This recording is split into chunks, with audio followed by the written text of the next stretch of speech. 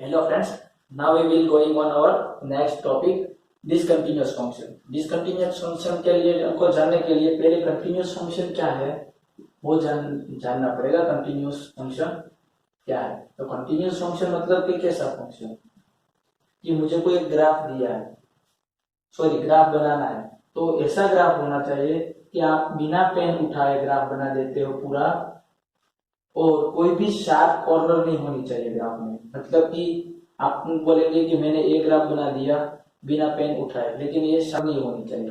वैसे फंक्शन को हम क्या बोलते हैं कि कंटिन्यूअस फंक्शन।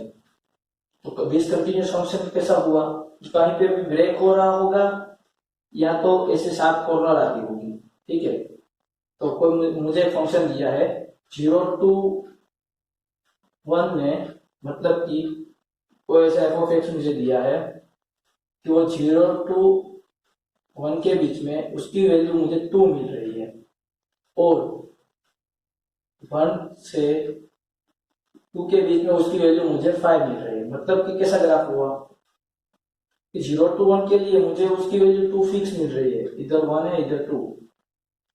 अचानक से 1 से 2 के बीच में उसकी वैल्यू 5 हो गई मेरी, ये इधर 3 4 5 इधर कहीं पे होगा, तो मुझे वहां से ये वैल्यू, ये मेरा ग्राफ डिसकंटिन्यूअस फंक्शन हुआ।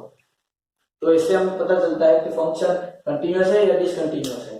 तो हम इसके एग्जांपल लेते हैं। Let's see the example. Find the Fourier series of the function. ये हमको फंक्शन दिया है, ये फंक्शन कंटिन्यूअस है या डिसकंटिन्यूअस।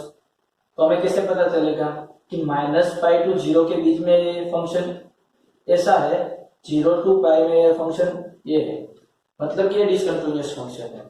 लेकिन डिसकंटिन्यूअस फंक्शन के एग्जांपल को सोल्व करने के लिए दो टाइप की मेथड है। वो फंक्शन -π to 0, इधर 0 ले लिया है इधर 0 भी लिया है, दोनों फंक्शन में 0 के पास सेम वैल्यू मिल रही है।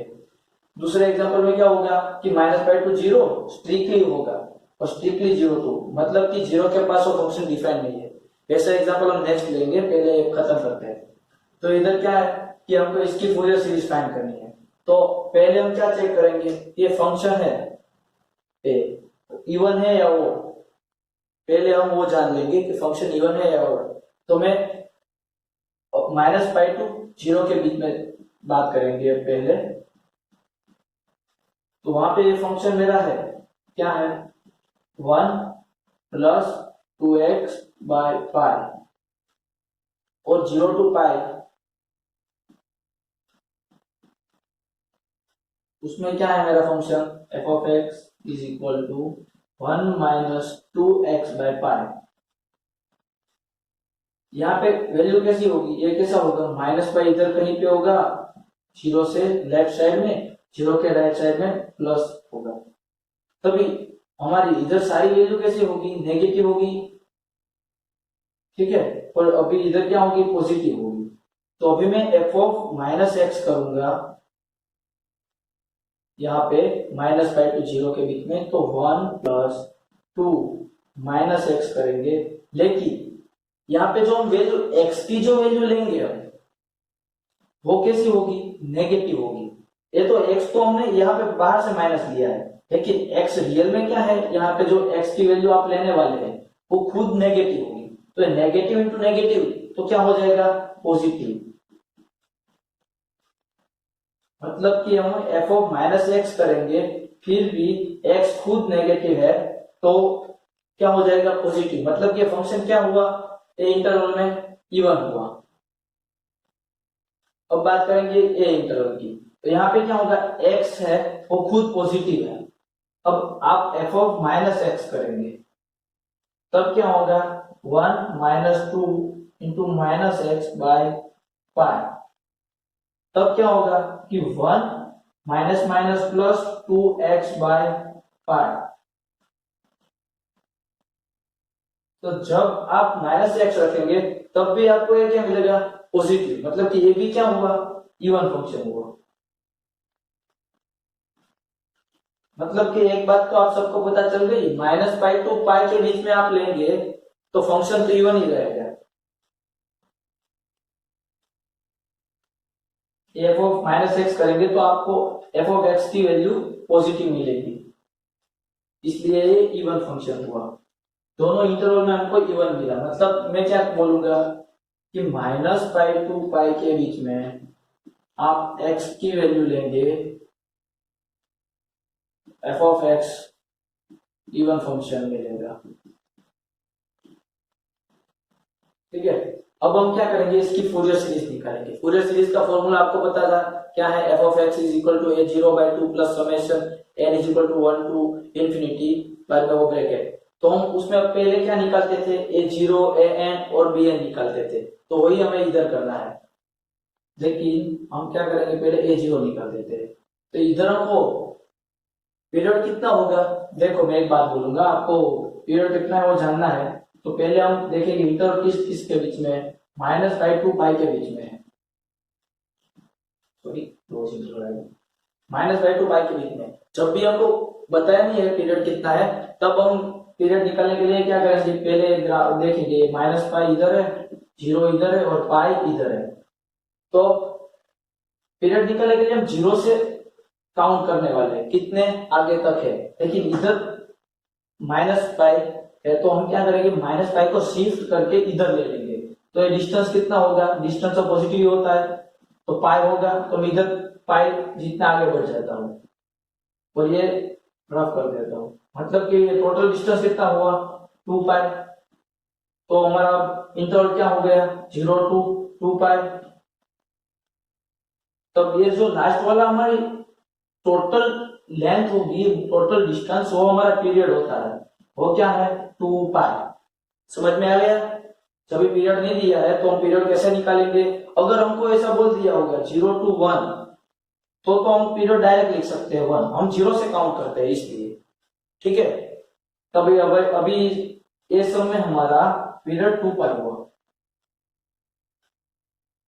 then p is equal to 2π, then l क्या हुआ π, मतलब इधर 1/π फॉर्मूला है ना, मैं पूरा फॉर्मूला लिख देता हूँ पहले, 1/l integration -l to l f of x dx।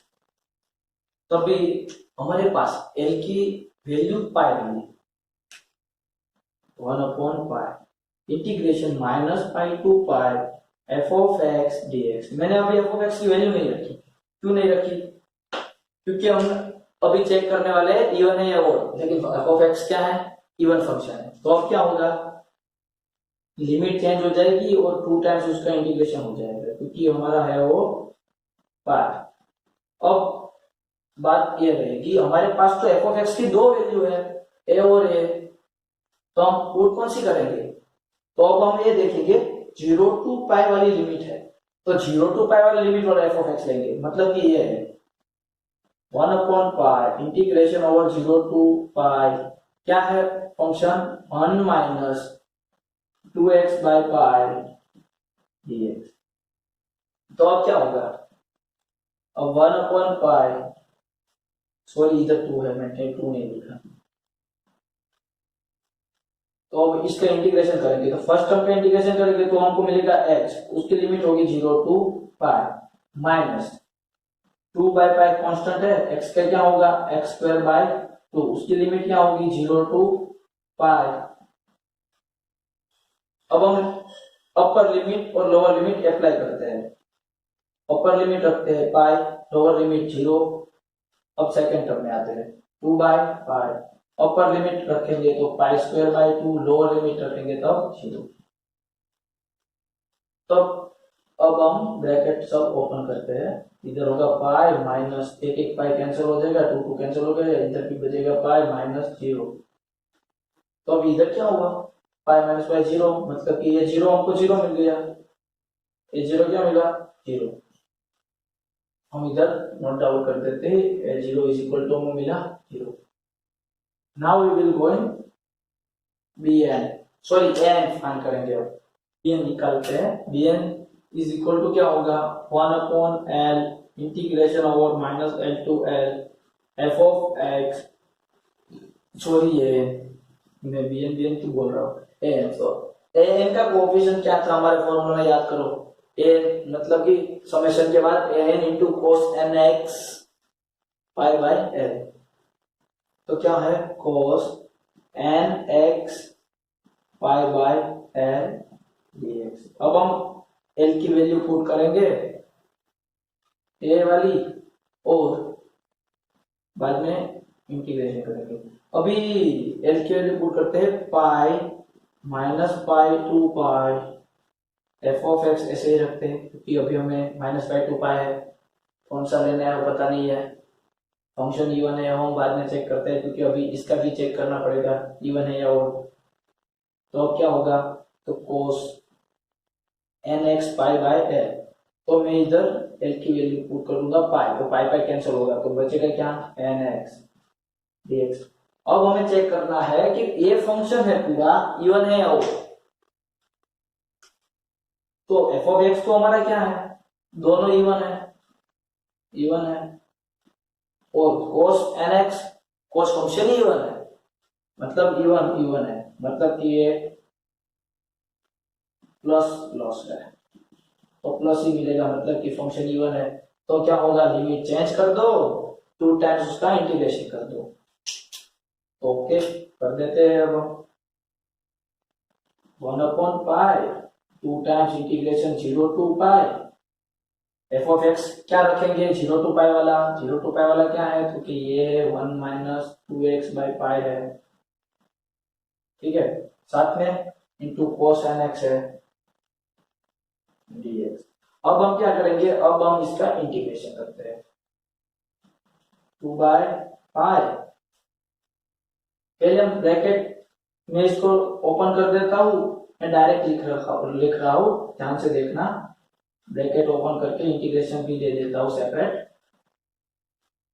2/पाई constant है इसलिए मैं बाहर ही लिख देता हूं ताकि आगे जाके हमको कोई प्रॉब्लम ना आए। ठीक है, समझ में आया, मैंने सही लिखा है ना। अब मैं कर रहा हूं 2/पाई, अब cos nx है उसका मैं करूंगा इंटीग्रेशन, तो होगा मेरा sin nx divide by x का कोएफिशिएंट n आएगा, तो इसकी लिमिट क्या है 0 टू पाई है, माइनस 2/पाई एज इट इज। अब क्या होगा, यूवी रूल यूज होगा, x ऐसे ही रहेगा, cos का क्या होगा sin nx बाय n, बाद में सेकंड टर्म माइनस आएगा, x का क्या होगा 1, और ये साइन nx का क्या होगा माइनस माइनस माइनस प्लस हो जाएगा cos nx बाय n, उसकी लिमिट होगी 0 टू पाई। समझ में आया, सिर्फ मैंने इंटीग्रेशन करा है यूवी वाला फॉर्मूला जो हमने करा था वो।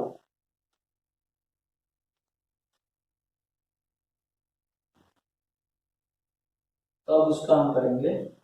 If you miss my any previous video then available links in description, आप जाके देख सकते हैं, मैंने यहाँ यूवी रूल यूज किया है। अब मैं इसको लिमिट अपर और लोअर लगाता हूं, 2/पाई ब्रैकेट अपर लिमिट यूज करूंगे हम, तो क्या होगा साइन, अभी मैं डायरेक्ट बोल देता हूं, आप देखना कि साइन n पाई करेंगे या साइन 0 करेंगे तो ये टर्म में पूरा 0 आएगा। समझ में आ गया कि साइन n पाई खुद 0, मतलब कि पूरा टर्म की लिमिट लगाएंगे फिर भी ये 0 हो जाएगा।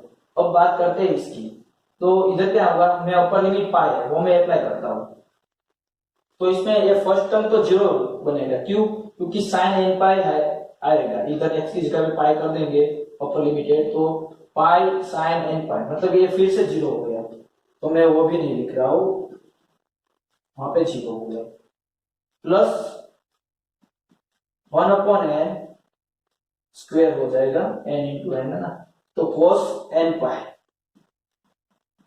अब मैं लोअर लिमिट 0 लगाता हूं, तो ये x खुद 0 होगा तो पूरा टर्म 0 बन जाएगा, ये तो यहाँ पे क्या होगा cos 0 की वैल्यू 1 है, प्लस क्या होगा, सॉरी माइनस क्या होगा 1/n स्क्वायर बनेगा।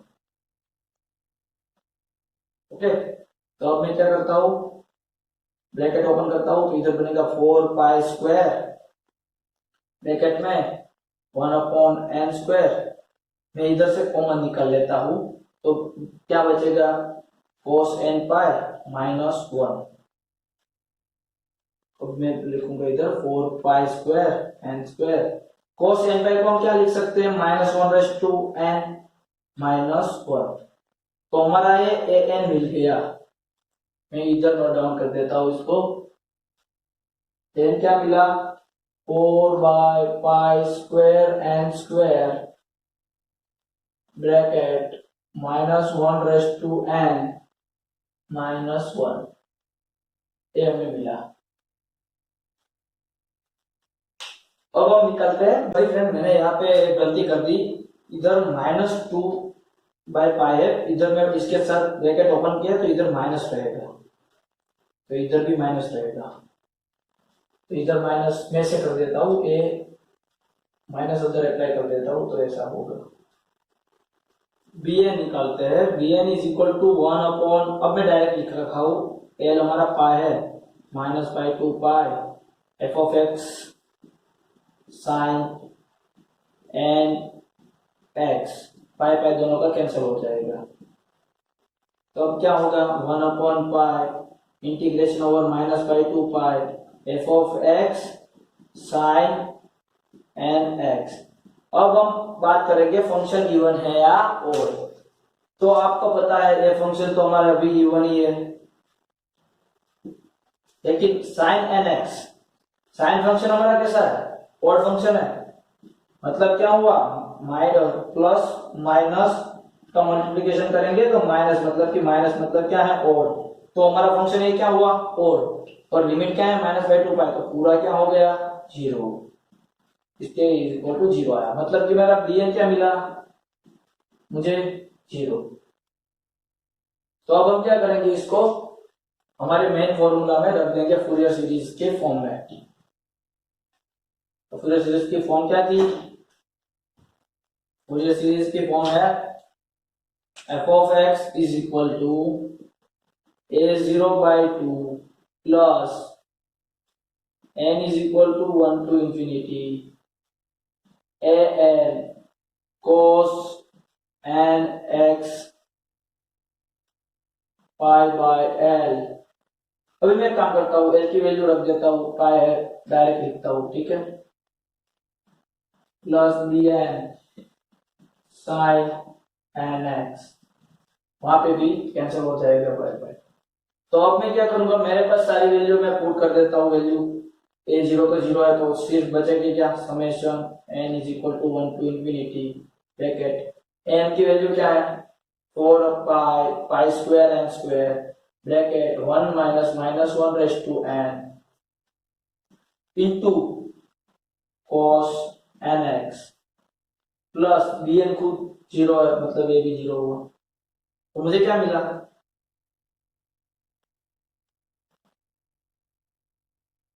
फूरियर सीरीज क्या मिली मुझे, कौन सी फंक्शन की, ये फंक्शन की फूरियर सीरीज मिल गई है। अब आपको डीडीएस पूछा हुआ होगा कि अभी मैं आपको दिखाता हूं। तो अब हमें ये जो दिखाया है कि हमको ये दिखाना है, शो दैट, ठीक है। तो ये दिखाने के लिए हमें पहले फूरियर सीरीज का यूज करना पड़ेगा, मतलब कि हम फूरियर सीरीज निकाल दी, अब यहाँ पे जाना है। यहाँ पे जाने के लिए अब क्या करेंगे हम, कि ये जो फंक्शन है हमारा में, हम वहां पे x इज इक्वल टू 0 रख देंगे। तब हमारा x बराबर 0 रखेंगे, तब ये क्या मिलेगा, f of 0 is equal to, ये टर्म 0 हो जाएगा, 1 मिलेगा। ओके, अब मैं इधर भी कर रहा हूं, ये फूरियर सीरीज मिली, वहां पे मैं f ऑफ 0 करूंगा। तब हमें x की जगह पे हम 0 रख देंगे, इधर 0 रखेंगे तो क्या होगा, cos 0 1, मतलब कि ये 1 हो गया।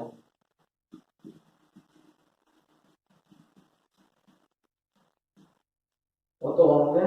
अब हम इधर देखेंगे, n इज इक्वल टू, मैं पहले 1 रखता हूं, क्योंकि n is equal to 1 to infinity तक जाना है, तो मैं n इज इक्वल टू 1 रखूंगा इसमें। तो हमें क्या मिलता है, तो n इज इक्वल टू 1 रखा, तो मुझे मिला 4/π²। अब मैं एक काम करता हूँ, 4/π² तो कांस्टेंट है, मैं उसको बाहर ले लेता हूँ पहले।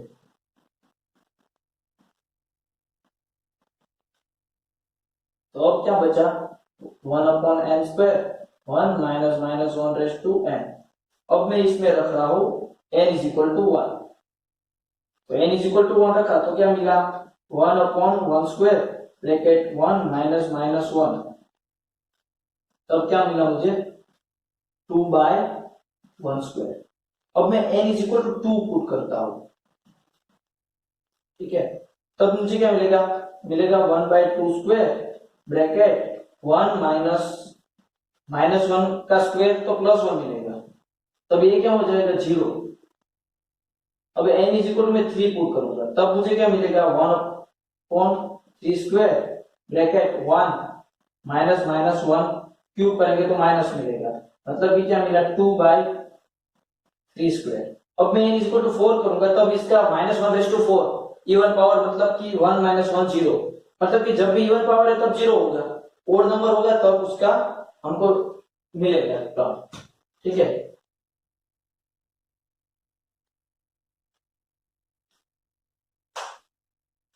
तो अभी हमें क्या मिलेगा, -1 इज इक्वल टू, मुझे क्या मिला है 1 मिला है, तो मैं इधर 1 रख देता हूं, तो 1 इज इक्वल टू, मैं π² को इधर ले लेता हूं, 4 को नीचे, तो π²/4 इज इक्वल टू, ये मैंने समेशन लगा दिया है, तो क्या मिलता था हमें 1/1²,